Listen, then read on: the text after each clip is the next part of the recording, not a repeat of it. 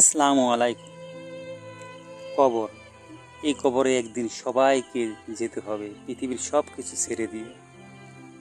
কবি লিখে গেছে, ওই দেখা যায় কবরস্থান, ওই আমাদের ঘর, ওইখানেতে থাকতে হবে সারা জীবন ভর। ও কবর তুই চাস কি, টাকা পয়সা নিস কি? ঘুষ আমি খাই না, মুমিন বান্দা পাই না, একটা যদি পাই অমনি তাকে জান্নাতে পাঠাই। মোবাইলে রিংটোন বাজলে মনে হয় কেউ একজন আমার সাথে যোগাযোগ করতে চাইছে, কিন্তু আজানের শব্দে কেন মনে হয় না যে আমার রব আমাকে তার সাথে সাক্ষাতে ডাকছে। হে আল্লাহ, আমি আশ্রয় চাচ্ছি বার্ধক্যের চরম পর্যায় থেকে, দুনিয়ার ফিতনা ফ্যাসাদ থেকে এবং কবরের আযাব হতে। এটি হলো চাষির কবরস্থান।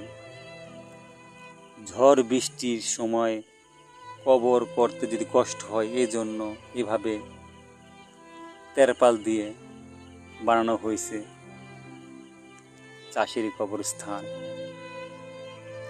এই এলাকার মানুষ যারা মৃত্যুবরণ করবে এবং আশেপাশে যারা মৃত্যুবরণ করে, এই কবরে তাদেরকে মাটি দেওয়া হয়।